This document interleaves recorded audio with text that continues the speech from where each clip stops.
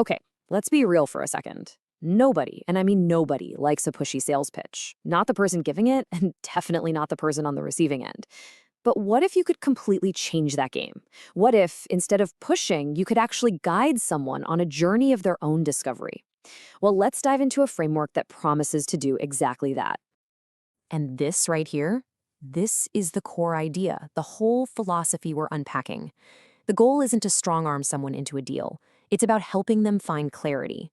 You become a guide, helping them look at their own situation and arrive at a decision that's genuinely right for them. You know, it's a huge shift in thinking, and it changes the entire feel of the conversation. We've all been there, right? You feel that invisible wall go up the second you sense a hard sell coming. That high-pressure stuff just breeds distrust. It turns what could be a great partnership into a tug of war, but there is a much, much better way to go about it. And this is it. The Solomon framework is built on a really simple but powerful psychological truth. People believe what they say themselves way more than what you tell them. So here's the magic trick. Instead of making statements and claims, you ask these smart, wisdom-driven questions. This process lets them uncover the truth of their own situation and, you guessed it, persuade themselves. So, how does it work? Well, the whole thing rests on these 5 pillars. Think of them as a roadmap for your conversation.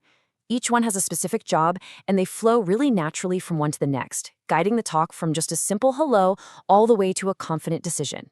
Let's break them down. First up, and this is non-negotiable, is connection. Before you can even think about talking problems or solutions, you have to build some trust. You have to show you're on the same team. So the only goal here is to build that rapport, lower their guard, and just create a safe space where they feel comfortable opening up. And check out how simple this example is. This question has nothing to do with a product. It's just a light, observational question that says, hey, I get your world.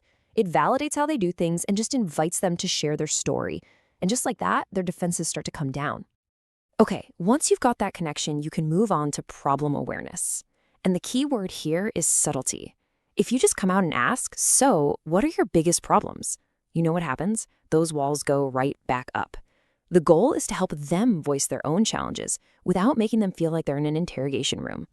This is a brilliant example of how to do that. See, you're not pointing a finger and saying you're letting patching slip. Nope, you're sharing a third-party story. Teams tell me, and then you're asking how they deal with it. This makes them the expert. They can either agree, yeah, that's a huge issue, or explain their own solution. Either way, you get to the truth without a fight. So, they've admitted there's a problem. Now what? Well, pillar 3, consequence, is where the real motivation for change gets built. And this part is absolutely critical. They have to be the one to say what happens if nothing changes. Your job is just to ask the question that helps them connect the dots between that problem and a real painful outcome. I love this question. You're not saying your bad audio is costing you viewers. You're just stating a known fact, a common consequence, and then asking them to look at their own numbers. They make the discovery themselves, and that aha moment of them seeing the impact is 1,000 times more powerful than you telling them. All right. After you've explored the pain of the problem, it's time for a pivot. We're moving to the pleasure of the solution. This is solution awareness. Notice you are still not pitching your product. Instead, you're asking them to dream a little, to paint a picture of what their ideal future looks like once this problem is gone. This is a classic future pacing technique. A question like this gets them to describe the positive side of making a change. In their own words, they start to sell themselves on the idea, describing the very transformation that they're hoping to achieve. And that brings us to the final pillar, commitment. Now, this is not about some cheesy, high-pressure closing line, not at all. After you've guided them through the first 4 pillars, taking the next step should feel like the most obvious, natural thing to do. The goal here is just to make it super easy for them to say yes. This is just a masterclass in making things smooth. That little phrase, most leaders, that normalizes the decision. It makes it feel like the smart, standard choice. And then ending with, does that fit where you are, is so respectful. It's an invitation, not a demand. And that makes it incredibly easy to agree to. So we've got the 5 pillars. That's the what you talk about. But now we need to cover the how. The real engine behind this framework is a set of subtle psychological tools called elicitation tactics. Think of these as the secret sauce. Here are just a few of the tools in that toolbox. We've already seen how powerful third-party stories can be, things like using assumptive norms or even just strategic silence. They are all designed to do one thing: lower defenses so you can guide the conversation to the truth without ever feeling like you're pushing. This comparison just makes it all click, doesn't it? Asking what's your budget feels so confrontational, and people get cagey.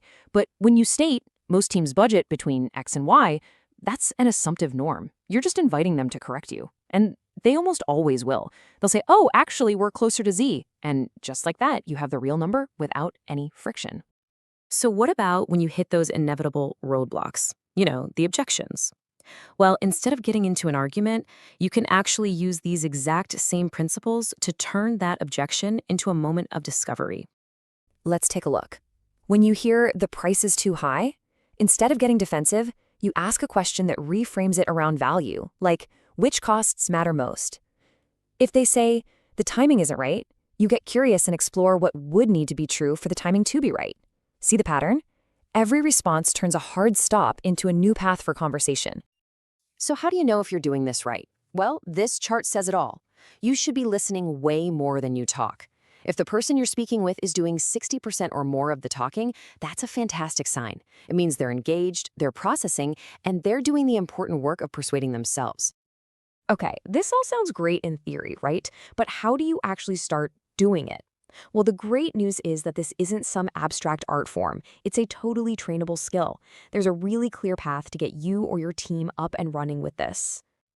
You can use a simple 30-day plan like this one to make it feel totally doable. You start small with training and role-playing, then you move into the real world with some guidance, and you gradually add more layers and refine your approach. It's all about that process of steady improvement. When you boil it all down, it comes back to this. The Solomon framework is about completely transforming your role.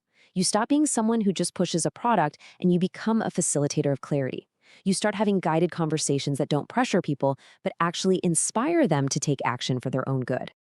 And that really leaves us with one final thought. Every single conversation is an opportunity. The next time you're talking to someone, try to forget about what you need to say. Forget your pitch. Instead, just think about this. What truth will your next question uncover?